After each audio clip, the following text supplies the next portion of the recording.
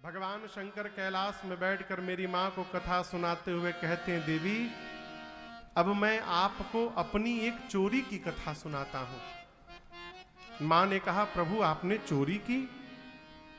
भगवान शंकर ने कहा, देवी जब राम जी अवतार लिए थे तो आपको बिना बताए मैं भी दर्शन करने अयोध्या चला गया था। माँ बोली, अकेले अकेले चले गए? बाबा बोले, अकेले नहीं दुकेले गया था। मैया बोली, हमारे रहते किसके साथ चले गए? बाबा बोले, काग भुषुंडी संग हम दो। बाबा बोले, किसके साथ गए? ये नहीं बोल रहे हैं कि मेरे साथ काग भुषुंडी गए, क्या बोले? काग भुषुंडी के साथ मैं गया। अब आप कहोगे, महाराज बात तो दोनों एक है। एक नहीं, बड़ा अंतर है। मेरे साथ काग भुषुंडी गए, इसका मतलब हुआ कि जाने की प्लानिंग मेरी थी, मैं उनको लेकर गया। यदि बाबा ये बात बोल ही देते तो फंस ही जाते। मैया बोली, उनको लेकर चले गए, हमको छोड़ गए? बाबा बोले, उनके साथ मैं गया, अर्थात जाने की प्लानिंग उनकी थी। अब वो हमको बोले थे चलने के लिए, हमको क्या मालूम गाड़ी में कितना जगह है नहीं है, इसलिए हम अकेले चले गए। बाबा बोले, उनके साथ मैं गया। मैया मुस्कुराकर पूछी, आप भगवान शंकर महादेव काग भुषुंडी जी कौवा हैं, कौवे मिले थे आपको जाने के लिए साथ में? भगवान शंकर मुस्कुराए, कहे, देवी जीवन में उसी के साथ यात्रा करनी चाहिए जिसके साथ चित्त और चरित्र दोनों मिलता हो। जिसके साथ भाव न मिले ना, भूल के भी नहीं चलना चाहिए। काग भुषुंडी जी और भगवान शंकर दोनों के इष्ट एक हैं। कौन है इष्ट? राम जी। राम जी में भी ये बड़के वाले राम जी नहीं है, वो छोटके वाले राम जी हैं, बाल राम। और अयोध्या में कोई बड़के राम जी नहीं आए, छोटके राम जी आए।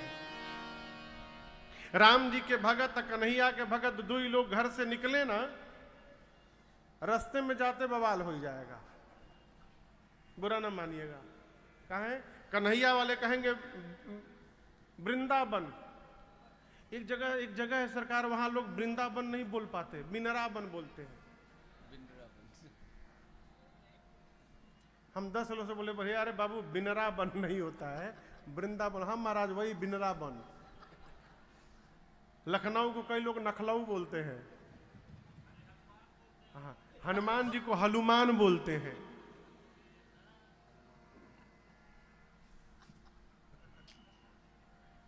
आप में से कोई नहीं बोलता है ना?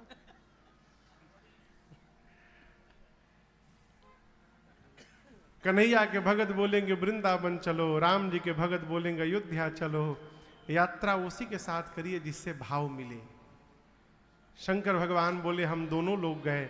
मैया पूछी, इसी रूप में चले गए? बाबा बोले, नहीं, मनुज रूप जाने नहीं कोई।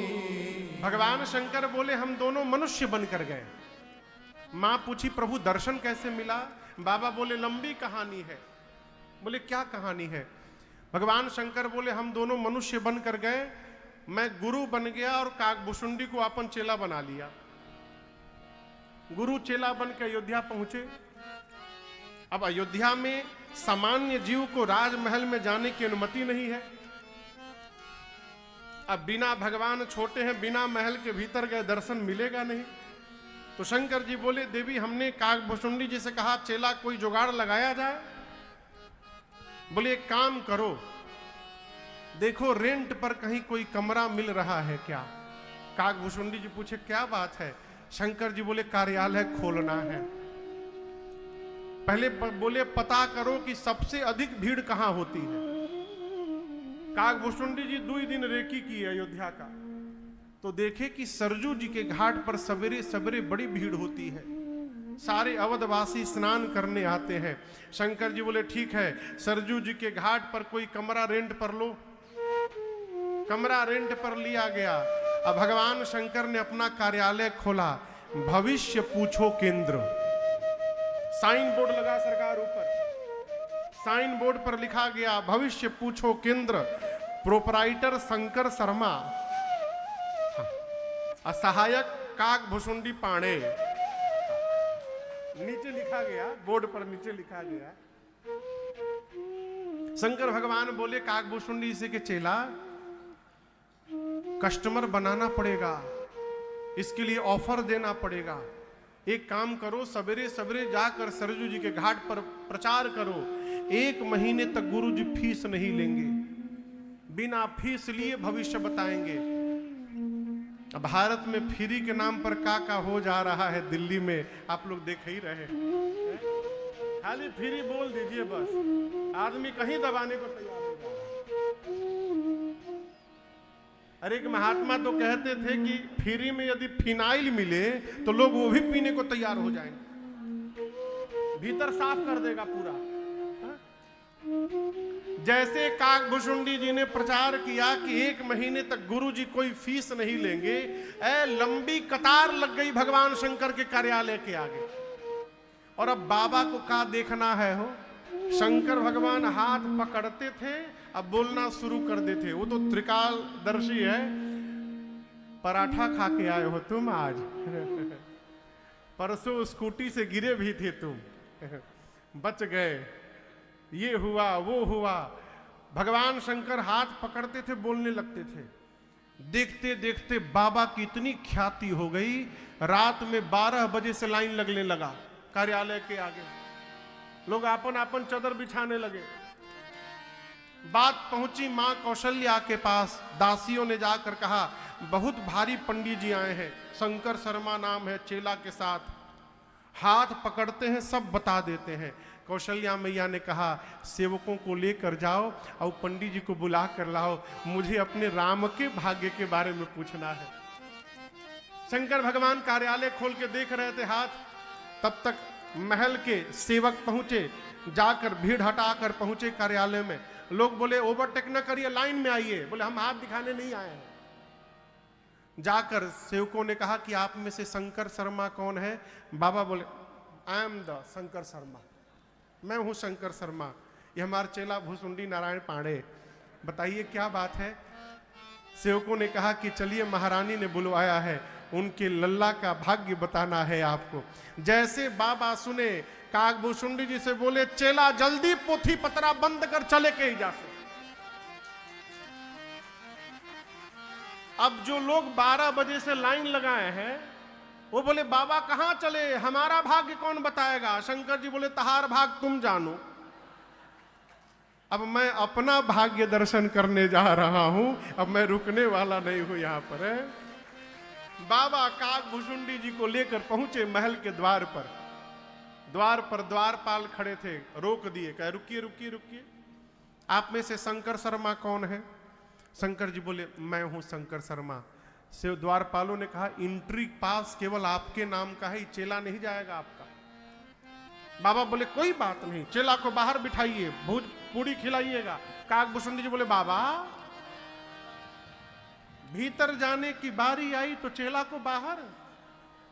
बाबा बोले तुम्हारे चक्कर में हम अटक जाएंगे, एक बार हमको भीतर जाने दो, कोई ना कोई गणित लगा के बुला लूंगा तुमको। काग भुसुंडी जी बाहर रुक गए, भगवान शंकर भीतर महल में गए। मां कौशल्या ने पांव पखार कर पूजन किया है बाबा का। उनको क्या मालूम कि भगवान शंकर आए हैं साक्षात, है? पूजन किया हो, दिव्य आसन पर पधराया।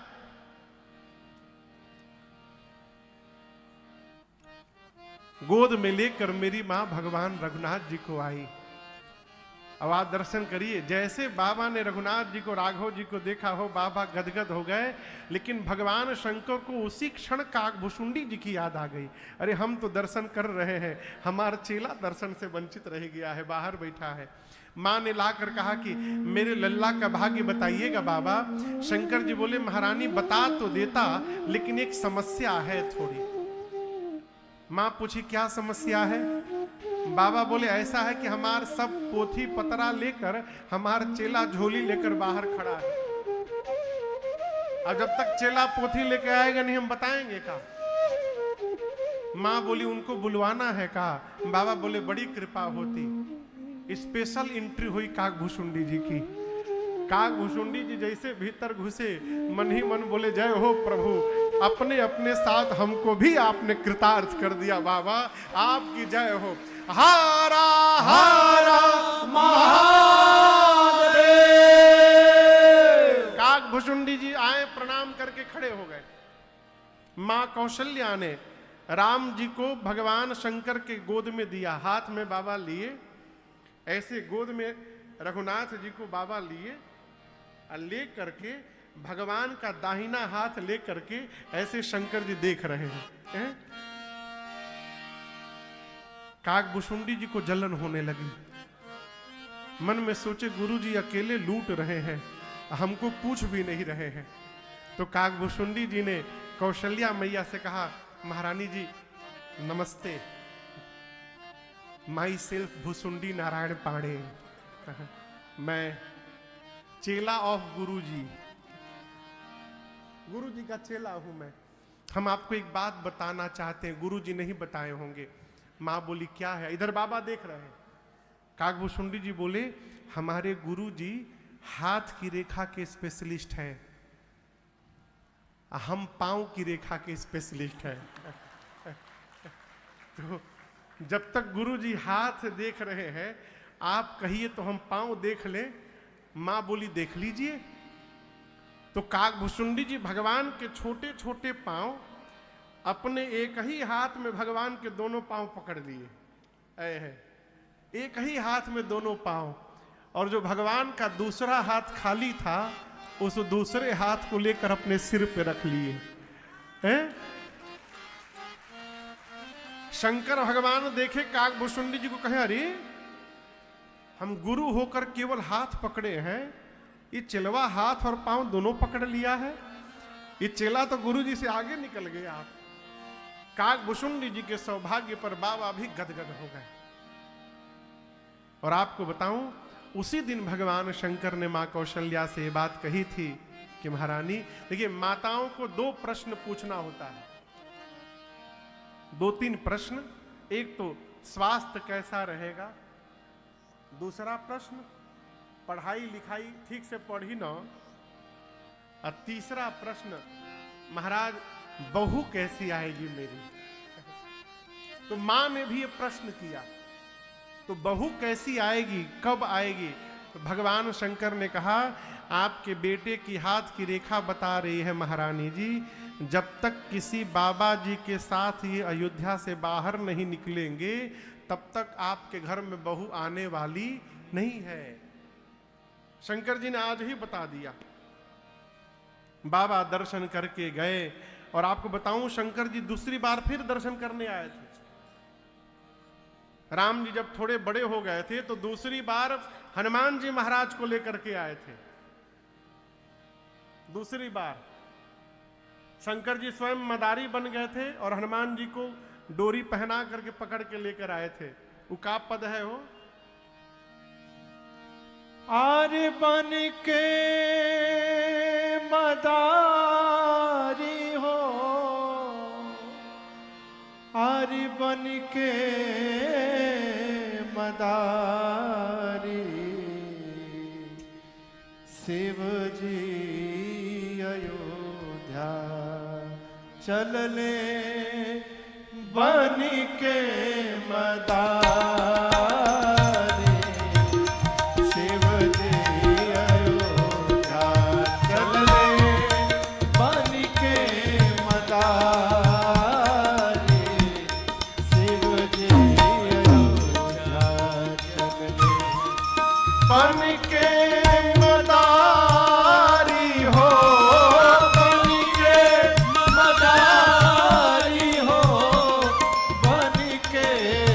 मदारी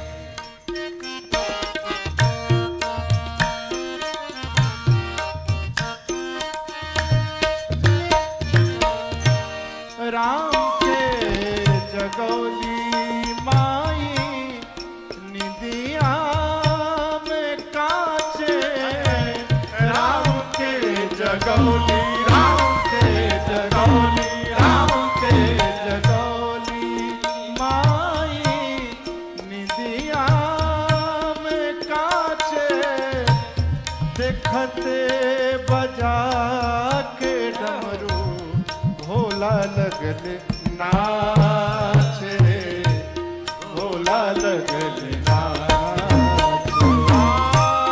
देखते बजा के डमरू बाबा लगल नाचे, भोला लगल नाचे। शिव बोले जय हो जय हो, शिव बोले जय हो आजिर बिहारी, आजिर बिहारी। शिव जी बन के मदारी, शिव जी अयोध्या चलले बन के मदारी। शिव जी अयोध्या चलले बन के मदारी हो, बन के मदारी हो, बन के मदारी। शिव जी अयोध्या चलले बन के मदारी। शिव जी अयोध्या चलले बन के मदारी। शिव जी अयोध्या चलले।